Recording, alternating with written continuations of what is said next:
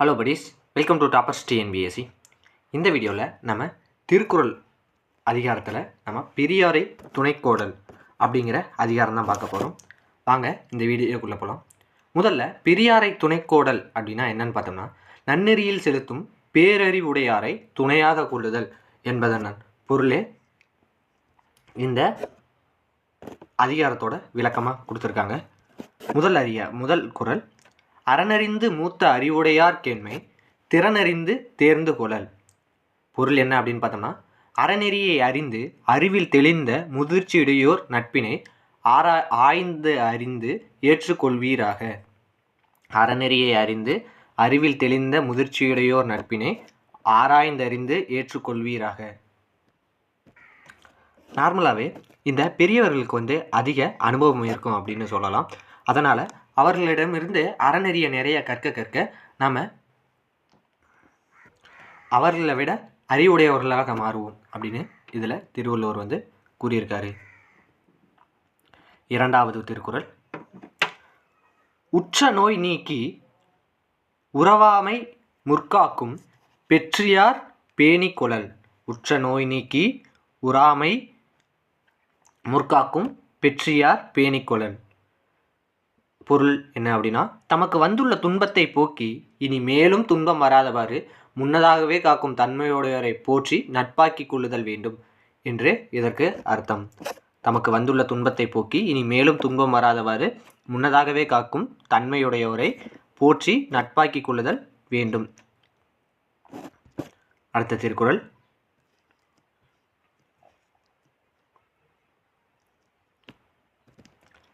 இந்த மேலே பார்த்த இரண்டு திருக்குறள் பெரியாரது இலக்கணத்தையும் அவரை துணையாக கொள்ளுதலோட தேவையையும் இந்த மேலே இருக்கிற இரண்டு திருக்குறள் கூறுது. மூன்றாவது திருக்குறள், அரியவற்றுள் எல்லாம் அரிதே பெரியாரை பேணி தமரா குழல்.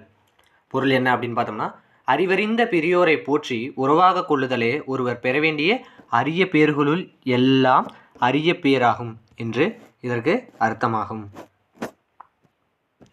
அடுத்த திருக்குறள், தம்மீர் பெரியார் தமரா ஒழுகுதல் வன்மையுள் எல்லாம் தலை. தன்மீர் பெரியார் தமரா ஒழுகுதல் வன்மையுள் எல்லாம் தலை. பொருள் என்ன அப்படின்னா, தம்மை காட்டிலும் அறிவில் சிறந்த பெரியோரை உறவினராய் ஏற்று நடத்தலே வலிமைகளுள் எல்லாம் சிறந்ததாம். தம்மை காட்டிலும் அறிவில் சிறந்த பெரியோரை உறவினராய் ஏற்று நடத்தலே வலிமைகளுள் எல்லாம் பெரியதாம், சிறந்ததாம். அடுத்த திருக்குறள், ஐந்தாவது, சூழ்வார்கண்ணாக ஒழுகலான் மன்னவன் சூழ்வாரை சூழ்ந்து கொளல். சூழ்வார் கண்ணாக ஒழுகலான் மன்னவன் சூழ்வாரை சூழ்ந்து கொளல். பொருள் என்ன அப்படின்னு பார்த்தோம்னா, தக்க வழிகளை ஆராய்ந்து கூறும் அறிஞர்களையே உலகம் கண்ணாக கொண்டு நடத்துதலால் மன்னனும் அத்தகையோரை ஆராய்ந்து நட்பாக்கி கொள்ளுதல் வேண்டும். சூழ்வார் கண்ணாக ஒழுகலான் மன்னவன் சூழ்வாரை சூழ்ந்து கொளல் என்பதற்கான அர்த்தம் இது. இந்த மூன்று பாடல்லையும் நமக்கு என்ன புரியுது அப்படின்னு பார்த்தோம்னா, பெரியாரை துணை கொள்வதனால ஏற்படுற சிறப்பை பற்றி இந்த 3 பாடலில் கொடுத்துருக்காங்க. அடுத்ததா 6வது திருக்குறள், தக்கார் இனத்தானதாய் தானொழுக வல்லானை செற்றார் செய்கிடந்த தில். தக்கார் இனத்தானாய் தானொழுக வல்லானை செற்றார் செய்யக்கிடந்த தில். பொருள் என்ன அப்படின்னு பார்த்தோம்னா, அறிவில் சிறந்த பெரியோரை சார்ந்து நடக்க வல்லாருக்கு பகைவர் செய்யக்கூடிய தீங்கு யாதொன்றும் இல்லை. அறிவில் சிறந்த பெரியோரை சார்ந்து நடக்க வல்லாருக்கு பகைவர் செய்யக்கூடிய தீங்கு யாதொன்றும் இல்லை என்பது இதன் பொருள். அடுத்த திருக்குறள் 7வது, இடிக்கும் துணையாரை ஆழ்வாரை யாரே கெடுக்கும் தகைமை எவர். இடிக்கும் துணையாரை ஆழ்வாரை யாரே கெடுக்கும் தகைமை எவர். பொருள் என்ன அப்படின்னா, தீயனவற்றை கண்டால் இடித்து திருத்தும் பெரியோரை துணையாக கொண்டு வாழ்பவரை கெடுக்கும் வலிமையுடையவர் எவரும் இல்லர். தீயவனவற்றை கண்டால் இடித்து உரைக்கும் பெரியோரை துணையாக கொண்டு வாழ்பவரை கெடுக்கும் வலிமையுடையவர் எவரும் இல்லை. இந்த 6 மற்றும் 7வது திருக்குறளில் பெரியோரை துணை கொள்வதனால ஏற்படும் பயனை பற்றி இந்த 6 மற்றும் 7வது திருக்குறளில் கூறுகிறது. அடுத்ததா 8வது திருக்குறள். இடிப்பாரை இல்லாத ஏமரா மன்னன் கெடுப்பார் இலானும் கெடும். இடிப்பாரை இல்லாத ஏமரா மன்னன் கெடுப்பார் இலானும் கெடும். குற்றம் கண்ட இடத்து இடித்து திருத்தும் பெரியாரின் பாதுகாப்பை தேடிக்கொள்ளாத அரசன் தன்னை கெடுக்கும் பகைவர்கள் இல்லை எனிலும் தானே கெட்டழிவான் என்பது இதன் அர்த்தம்.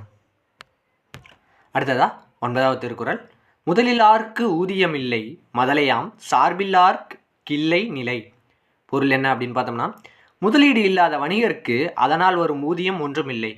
அதுபோல் தம்மை தாங்கி காப்பாற்றும் பெரியோரின் துணை இல்லாதவருக்கு நிலைத்த தன்மை இல்லை என்பது இதன் அர்த்தம்.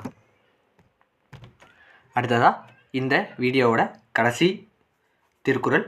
பல்லார் பகை கொளரீர் பத்தடுத்த தீமைத்து நல்லார் தொடர்க்கை விடர்.